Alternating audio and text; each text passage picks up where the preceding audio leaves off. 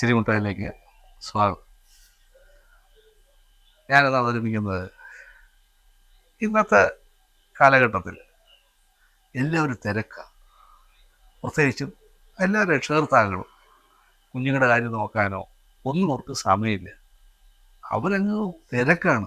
കാശുണ്ടാക്കാനുള്ള auto, ജോലിയിലുള്ള ആ തിരക്കോ, എന്തായാലും മക്കളുമായിട്ട് അവർക്കൊന്ന് interact ചെയ്യാനോ അവരുമായിട്ടൊന്ന് കളിക്കാനോ ഒന്നും അവർക്ക് സമയമില്ല. അവർക്ക് അവരുടെ ടെൻഷൻ അവരിങ്ങനെ ഓടി നടക്കുക. അങ്ങനെ തിരക്ക് പിടിച്ച ഒരു വ്യക്തിയുടെ, അതായത് സമൂഹത്തിൽ വലിയ തിരക്കും ബിസിനസ് പരമായിട്ട് വലിയ തിരക്കുള്ള ഒരു മനുഷ്യനാണ്. അദ്ദേഹത്തിൻ്റെ ഫോണിലേക്കൊരു കാർഡ് വന്നു.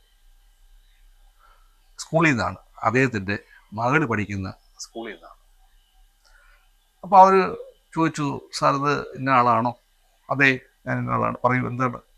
സാറേ, സാറിൻ്റെ മകള് പഠിക്കുന്ന സ്കൂളിലെ HM വിളിക്കുന്നത്. ആ, എന്താ കാര്യം? അല്ല, എനിക്ക് സാറിനെ അത്യാവശ്യമായിട്ടൊന്ന് കാണണം. അത് എനിക്ക് വരാൻ പറ്റത്തില്ല, ഞാൻ വളരെ തിരക്കാണ്. നിങ്ങൾക്ക് വല്ല പിരിവിന് വല്ലതുമാണെങ്കിൽ എൻ്റെ ഭാര്യയെ വിളിച്ചാൽ മതി. അവരുടെ നമ്പർ അവിടെ ഉണ്ടല്ലോ, അവരാണല്ലോ സ്ഥിരമായിട്ട് അവിടെ വരുന്നത്. അവൾ പറഞ്ഞാൽ മതി, നമുക്ക് എന്തെങ്കിലും കാശ് ഉണ്ടെങ്കിൽ അവിടെ തരും. നിങ്ങൾ അക്കാര്യത്തിൽ പേടിക്കണ്ടാവും. അല്ല, എനിക്ക് സാറിനോടാണ് ഞങ്ങൾക്ക് സംസാരിക്കാനുള്ളത്. ഞാൻ പറഞ്ഞില്ലേ, എനിക്ക് തിരക്കുള്ള ആളാണ് ഞാൻ. നിങ്ങൾ പറയുമ്പോൾ എനിക്ക് ഓടി വരാൻ പറ്റത്തില്ല, ഞാൻ വളരെ തിരക്കുള്ള ആളാണ്. നിങ്ങൾ എന്ത് തിരക്കായാലും ശരി, ഇന്ന് 3 മണിയാകുമ്പോൾ നിങ്ങളിവിടെ വരണം, ഞങ്ങൾക്ക് വ്യക്തിപരമായിട്ട് സംസാരിക്കാറുണ്ട്. ഇയാൾ വഴി, അയ്യോ അത് വലിയൊരു ബുദ്ധിമുട്ടാണ് എനിക്ക്. എന്നെ സംബന്ധിച്ചോളം നിങ്ങളെ ഉദ്ദേശിക്കുന്ന രീതിയിലുള്ള അല്ല. നിങ്ങൾക്ക് എൻ്റെ മകളെ അവിടെ പഠിക്കുന്നു, അവൾക്ക് എന്തെങ്കിലും നിങ്ങൾക്ക് ആ പ്രശ്നം പറയാനുണ്ടെങ്കിൽ വൈഫിനെ വിളിച്ച് പറഞ്ഞാൽ മതിയല്ലോ, എന്നെ വിളിക്കേണ്ട കാര്യമൊന്നും. എൻ്റെ മകൾ തന്നെയാണ്. അപ്പം അഡ്മിഷൻസ് വളരെ ചൂടായി. നിങ്ങൾ ഈ കുട്ടിയുടെ രക്ഷകർത്താവാണോ? ആ കുട്ടിയുടെ പപ്പയാണോ നിങ്ങൾ? ഞാൻ എൻ്റെ മോള് തന്നെ. എങ്കിൽ നിങ്ങൾ നിർബന്ധമായിട്ടും ഈ സ്കൂളിൽ ഇന്ന് 3 മണിക്ക് ഇവിടെ വരണം. ഇയാൾ ഇഷ്ടപ്പെട്ടില്ല എങ്കിൽ പോലും അവർ ഇത്രയും ശക്തമായിട്ട് പറഞ്ഞത് കൊണ്ട് പിരിവിനായിരിക്കും, അല്ലെങ്കിൽ വലിയ പിരിവിനായിരിക്കും, എന്തായാലും ഇദ്ദേഹം 3 മണിയായപ്പോൾ അവിടെ ചെല്ലുന്നു. അപ്പോൾ തിരക്കുണ്ട്. സാർ അത് കയറി അഡ്മിഷൻ്റെ മുറിയിൽ ചെന്നു. ഞാൻ ഇന്നാണ്. വരണം സാർ, ഇരിക്കണം. നിങ്ങൾ എന്തേക്കണം, എന്ത് വേണം നിങ്ങൾക്ക്? പിരിവിനല്ലാണെങ്കിൽ വൈഫിനോട് പറഞ്ഞാൽ മതി. നിങ്ങൾ എന്നെ വിളിച്ച് വരുത്തേണ്ട കാര്യം എന്തുവാ? ഞാൻ തിരക്കുള്ള ആളല്ലേ, എനിക്ക് നിങ്ങൾക്ക് അറിയാമല്ലോ, ഞാൻ വളരെ തിരക്കുള്ള ആളാണ്. അതെ സാർ, അതുകൊണ്ടാണ് താങ്കളെ വിളിച്ചത്. താങ്കൾ ഇരിക്കണം, ഒരു 5 മിനിറ്റ് നിങ്ങളുടെ മകൾക്ക് വേണ്ടി നിങ്ങളോട് നിരുന്നൂടെ? എന്താണ് അവിടെ ഒരു കുഴപ്പം കാണിച്ചു? അവിടെ 8ാം ക്ലാസ്സിൽ പഠിക്കില്ലേ? വല്ല കുഴപ്പവും കൂടെ കാണിച്ചു? കുഴപ്പമൊന്നുമല്ല സാർ, സാർ സമാധാനമായിട്ട് കേൾക്കും. സാറ് ഇത് ഈ പറയുന്ന ഒരു ബുക്കിൻ്റെ സൈഡിൽ വെച്ചിരിക്കുന്ന ഒരു പേപ്പർ എടുത്ത് നോക്കണം സാർ. ഇതെന്താണിത്? നോക്കണം സാർ, നോക്കണം. സാറിൻ്റെ മകൾ വരച്ചതാണ്. ഓ, അവള് ഇങ്ങനെ വരയ്ക്കുമായിരുന്നു? ഞാനത് ശ്രദ്ധിക്കാറില്ല. അതെ സാർ, സാറിൻ്റെ മകൾ വരച്ചതാണ്. അതിപ്പോൾ അത് എന്നെ കാണിക്കേണ്ട കാര്യം എന്തോ? അത് കൊടുത്തുവിട്ടാൽ പോരായിരുന്നു? അതല്ല സാർ, സാർ അതിൻ്റെ ടൈറ്റിൽ നോക്കണം സാർ. അപ്പോൾ അയാൾ നോക്കി, മൈ ഫാമിലി. My family. അവൾ ഇത്രമാത്രമൊക്കെ വരയ്ക്കുന്നുണ്ട് അല്ലേ? കൊള്ളാം, നന്നായിരിക്കുന്നു, അവൾ വരച്ചിരിക്കുന്നു. ഓക്കെ, അതൊന്നും അല്ല സാർ. സാർ ഞങ്ങൾ ഓരോ കുട്ടികളോടും ഞങ്ങളുടെ കുടുംബത്തെക്കുറിച്ച് വരയ്ക്കാനായിട്ട് ഞങ്ങളൊരു ഇത് നടത്തി. അപ്പോൾ സാറിൻ്റെ മകൾ വരച്ചതാണത്. അതെ, അതിനെന്താ? സാർ നോക്കണം ആ ഫാമിലിയിൽ ആരൊക്കെ ഉണ്ട്.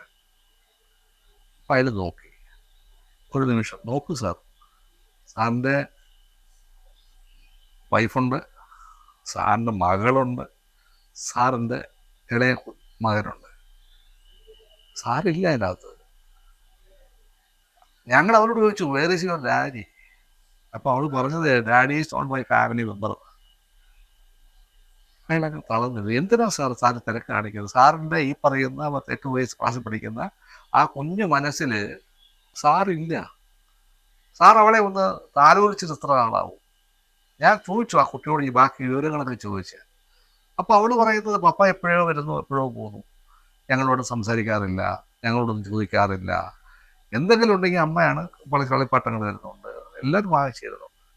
പക്ഷെ ഒരു പപ്പയുടെ സ്നേഹവും വാത്സല്യവും ആ കുട്ടിക്ക് കിട്ടുന്നില്ല. അത് ബോധ്യപ്പെടുത്താനാണ് ഞാൻ സാറിനെ വിളിച്ചത്. ഈ മനുഷ്യർ കുറച്ച് നേരം അവിടെ കുനിഞ്ഞിരുന്നു. അവർ പറഞ്ഞു, സാർ എത്രയോ വലിയവനാ, സാർ എടുക്കോ മേഖലകളിൽ സാറ് സഞ്ചരിക്കുന്നുണ്ട്. പക്ഷേ സ്വന്തം വീട്ടിൽ കൊച്ചുമകളെ താലോലിച്ച് ചേർന്ന് നിർത്താനോ അവരുടെ കൊച്ചു കൊച്ചു നുണക്കഥകൾ കേൾക്കാനോ അവളുമായിട്ടൊന്ന് കളിക്കാനോ സാർ എപ്പോഴെങ്കിലും ശ്രമിച്ചിട്ടുണ്ടോ? കുഞ്ഞുങ്ങൾക്ക് വേണ്ടത് അതാണ് സാർ. അതാണ് അവരുടെ വളർച്ച. വീട്ടിലെ അച്ഛനും അമ്മയും തമ്മിലുള്ള ആ ഒരു യോജിപ്പാണ് അവരുടെ കിട്ടുന്ന ഏറ്റവും വലിയ ബലമെന്ന് പറയും. ഇന്ന് പല വീടുകളിൽ രക്ഷകർത്താക്കൾ തന്നെ ഭാര്യയും ഭർത്താവും അപ്പോഴും 2 മുറിയിൽ അവർ വഴക്കുകൂടി അങ്ങോട്ടും ഇങ്ങോട്ടും കലാശക്കോട്ട നടത്തുമ്പോൾ ആ മുറിയിൽ നിന്ന് കരയുന്ന കൊച്ചു കുഞ്ഞുങ്ങളായിരിക്കും. അവരുടെ മാനസികാവസ്ഥ സാർ ശ്രദ്ധിച്ചിട്ടുണ്ടോ? അങ്ങനെയുള്ള കുട്ടികളാണ് സാർ മറ്റുള്ള പെട്ടെന്നുണ്ടാകുന്ന സുഖങ്ങളോ രസങ്ങളോ നേടി പുതിയ പുതിയ കൂട്ടുകെട്ടിലേക്ക് പോകുന്നത്. ഇതിൻ്റെയൊക്കെ കാരണക്കാരൻ ആ രക്ഷകർത്താക്കൾ തന്നെ. സാർ ഇനി ആലോചിക്കുക, സാർ ആർക്ക് വേണ്ടിയാണ് സാർ ഈ കിടന്ന് ഓടുന്നത്? സാറിൻ്റെ കൊച്ചുമക്കളുടെ മനസ്സിൽ സാറില്ല. സാർ അതിന് മനസ്സിലാക്കി ആ കൊച്ചുങ്ങളെ ചേർത്ത് പിടിച്ച് അവരുടെ ഒരു പപ്പയായിട്ട് അവരുടെ ഒരു ദിവസം ഒരു അരമണിക്കൂറെങ്കിലും ആ കുട്ടിക്ക് സ്കൂളിനെ കുറിച്ചും അവരുടെ കൂട്ടുകാരികളെ കുറിച്ചും ഒക്കെ പറയാൻ കാണും. അത് കേൾക്കാൻ ശ്രമിക്കുക. അവസാനം കുഞ്ഞുങ്ങൾ പല വഴിക്ക് പോയെന്നും രക്ഷകർത്താക്കളെ തലയിട്ടടിച്ചിട്ട് കാര്യമില്ല. സിസ്റ്ററുടെ ഓരോ വാക്കും അയാളുടെ ഈ നെഞ്ചിലൊരു കടാരയായിട്ടാണ് കയറി. അയാൾ തല കുനിച്ച് അവിടെ നിറയി പോവുകയാണ് ചെയ്തത്. ഇത് പല രക്ഷകർത്താക്കളും ഇത് മനസ്സിലാക്കുന്നില്ല.